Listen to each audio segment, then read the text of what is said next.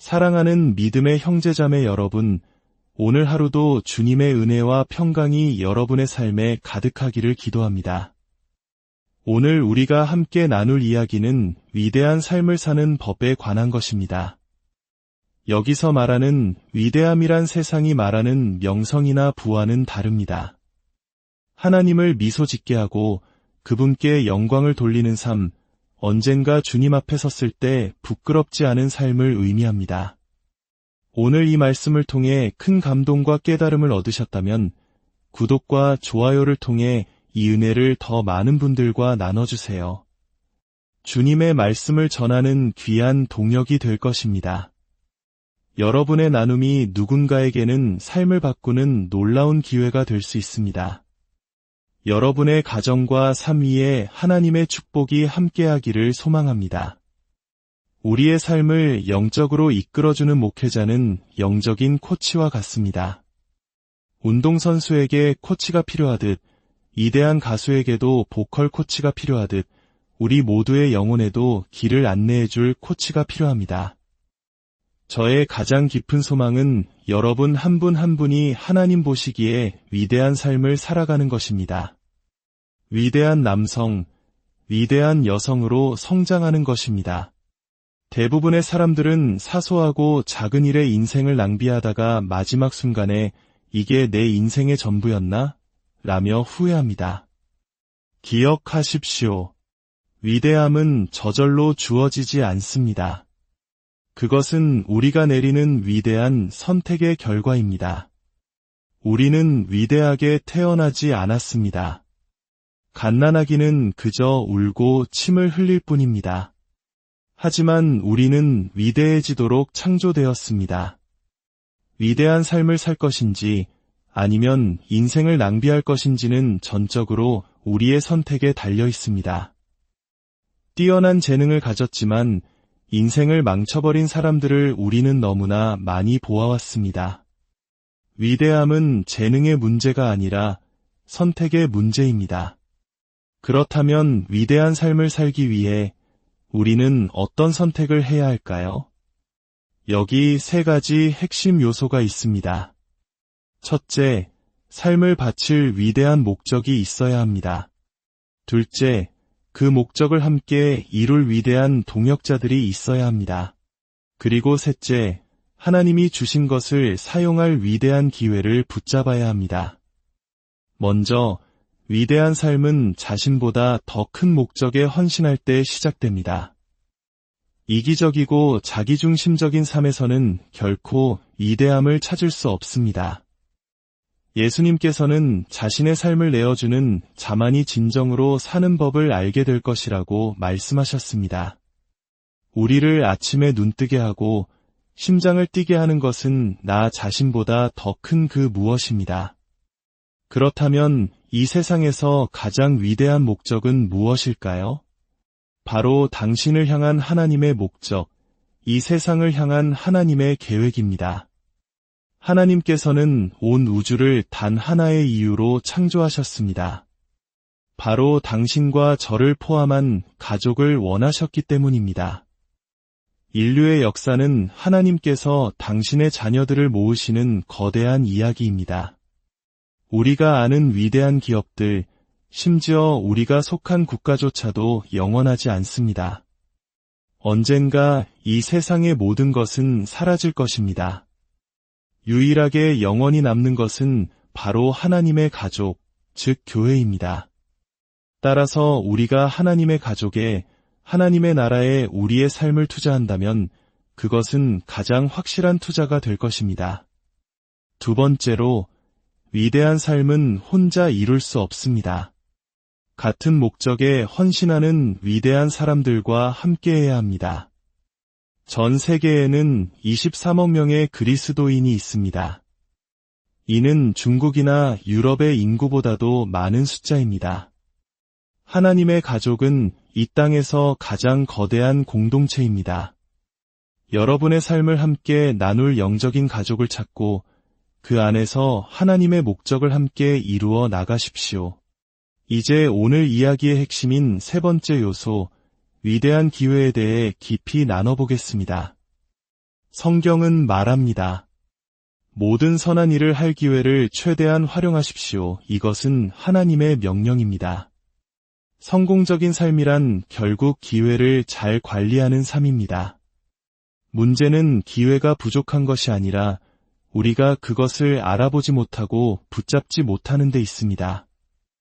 위대함으로 향하는 기회는 매일 우리 주위에 널려 있습니다. 저는 지난 수십 년간 말씀을 통해 배운 기회에 관한 6가지 지혜를 나누고자 합니다. 첫째, 위대한 기회를 잡기 위해 좋은 기회는 거절할 줄 알아야 합니다. 우리는 모든 것을 할 수 없으며 하나님도 그것을 기대하지 않으십니다.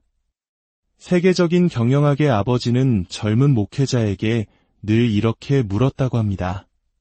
새롭게 시작하려는 일을 말하기 전에 지금 당장 그만둔 일이 무엇인지 먼저 말해보시오. 배에 너무 많은 짐을 실으면 가라앉고 불 속에 너무 많은 새를 넣으면 불이 꺼집니다. 위대한 기회를 잡으려면 먼저 내 삶을 단순화하고 덜 중요한 것들을 정리해야 합니다. 어떤 기회는 유혹이고 어떤 기회는 우리를 하나님의 목적에서 멀어지게 하는 샛길일 뿐입니다. 바울은 고린도전서에서 가능한 한 방해를 받지 않고 주님을 섬기라고 권면했습니다. 사소한 일에 계속 마음을 빼앗긴다면 결코 위대한 삶을 살 수 없습니다. 둘째, 모든 기회는 신중하게 평가해야 합니다. 하나님께서 약속하신 땅이라 할지라도 모세는 정탐꾼을 보내 그 땅을 먼저 살펴보게 했습니다. 하나님이 주신 기회조차도 우리는 지혜롭게 평가해야 합니다. 기회를 평가할 때 스스로에게 던져야 할 5가지 질문이 있습니다. 첫 번째 질문은 나는 무엇을 알아야 하며 그 지혜는 누구에게 있는가? 입니다.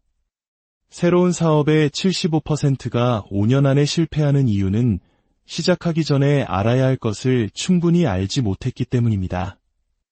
섣불리 결정하는 것은 어리석은 일이라고 성경은 경고합니다. 많은 조언을 구하십시오.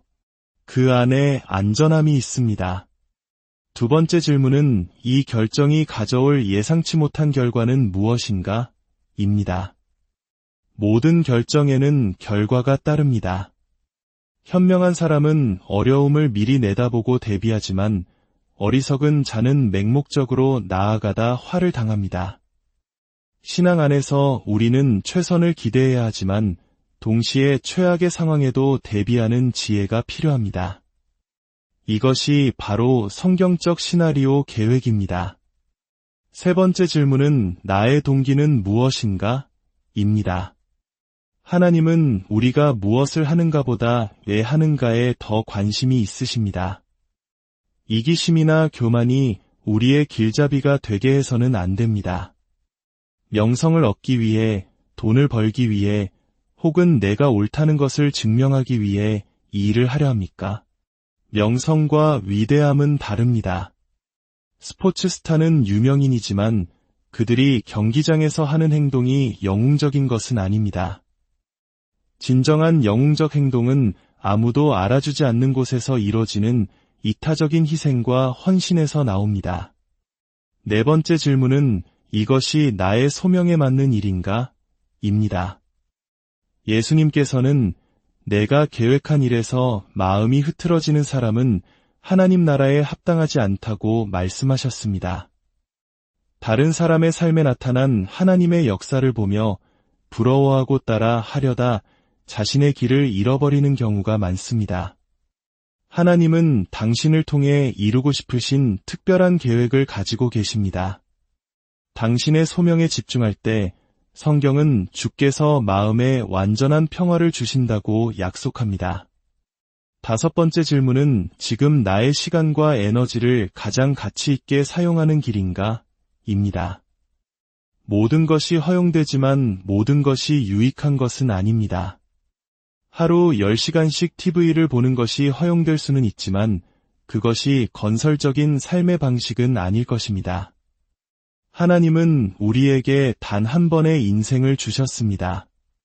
우리는 차선의 것들을 과감히 버리고 최고의 것에 집중해야 합니다. 셋째, 기회는 가장 예상치 못한 순간에 찾아옵니다. 기회는 예고장을 보내지 않습니다. 그러므로 우리는 항상 준비되어 있어야 합니다. 성경 속 요셉의 이야기를 기억해 보십시오. 위대한 지도자가 될 것이라는 꿈을 꾼 뒤 그의 인생은 40년 가까이 노예 생활과 감옥살이로 고통받았습니다. 그러나 그는 준비되어 있었습니다. 왕의 꿈을 해석할 기회가 왔을 때 그는 단 하루 만에 감옥의 죄수에서 나라의 2인자인 총리가 되었습니다. 하나님은 당신이 40년 동안 애써도 이루지 못할 일을 단 24시간 안에 이루실 수 있습니다. 중요한 것은 당신이 준비되어 있느냐입니다. 디모데후서 2장 21절은 누구든지 악에서 자신을 깨끗하게 하면 주인이신 하나님께 유용하게 쓰임받고 모든 선한 일을 할 준비가 된 특별한 그릇이 될 것이라고 말합니다. 죄를 고백하고 하나님 앞에 깨끗함을 유지하십시오. 그것이 기회를 맞이할 준비입니다. 넷째, 기회를 잡으려면 항상 유연해야 합니다. 하나님께서 주시는 기회에 반응하기 위해 우리는 변화에 열려 있어야 합니다. 우리는 항상 이런 식으로 해왔어라는 말은 교회의 성장을 막는 가장 위험한 말입니다. 성령 안에서 살면서 성령의 인도하심에 보조를 맞추십시오. 너무 앞서가지도 너무 뒤처지지도 마십시오. 해가 비칠 때 건초를 만들라는 속담처럼 기회의 창문은 영원히 열려 있지 않습니다. 나의 계획이 아무리 훌륭해 보여도 하나님이 새로운 기회의 문을 여실 때 기꺼이 내 계획을 내려놓고 그 길로 방향을 틀 수 있어야 합니다. 많은 사람들이 기회를 놓치는 이유는 경직된 태도, 분주함, 그리고 믿음의 부족 때문입니다. 특히 주님, 하지만 제가 먼저 라고 말하는 순간 우리는 주님을 주님의 자리에 모시지 않는 것입니다. 주님과 나 먼저는 결코 함께할 수 없는 단어입니다. 다섯째, 모든 위대한 기회에는 반드시 반대가 따릅니다. 당신이 선한 일을 시작하려고 할 때 사탄은 당신을 가만두지 않을 것입니다. 비판, 재정적 어려움, 인간관계의 갈등 등 모든 것을 동원해 당신을 막으려 할 것입니다. 그러나 기억하십시오. 기회 더하기 반대는 하나님의 뜻이다. 라는 공식이 있습니다. 만약 아무런 반대가 없다면 그것은 아마 하나님으로부터 온 일이 아닐지도 모릅니다. 가장 많은 축복을 받은 사역이 가장 많은 비판을 받는 것은 우연이 아닙니다. 예수님이 당신의 선장이라면 배가 흔들리는 것을 두려워하지 마십시오. 물 위를 걸으려면 배에서 내려야 합니다. 여섯째, 위대한 기회에는 위대한 책임이 따릅니다. 예수님은 많이 받은 자에게는 많이 요구할 것이요, 더 많이 맡은 자에게는 더 많이 내놓으라 할 것이다 라고 말씀하셨습니다. 지금 이 말씀을 듣고 있는 우리는 모두 더 많이 받은 자에 속합니다. 우리가 누리는 이 풍요와 안정은 결코 당연한 것이 아닙니다. 하나님께서 이 모든 축복을 단지 우리가 편안하게 살라고 주셨을까요? 아닙니다. 언젠가 우리는 하나님 앞에 서서 내가 너에게 준 것으로 무엇을 하였느냐? 라는 질문을 받게 될 것입니다. 여러분, 저는 여러분의 영적 코치로서 두려운 마음이 있습니다. 언젠가 하나님 앞에서 제가 여러분의 성장을 얼마나 잘 도왔는지에 대해 설명해야 한다는 사실 때문입니다.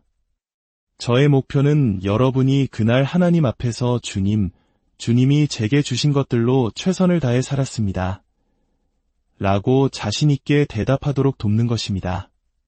당신의 과거가 어땠는지는 중요하지 않습니다. 지금 당신의 발이 어디를 향하고 있는지가 중요합니다.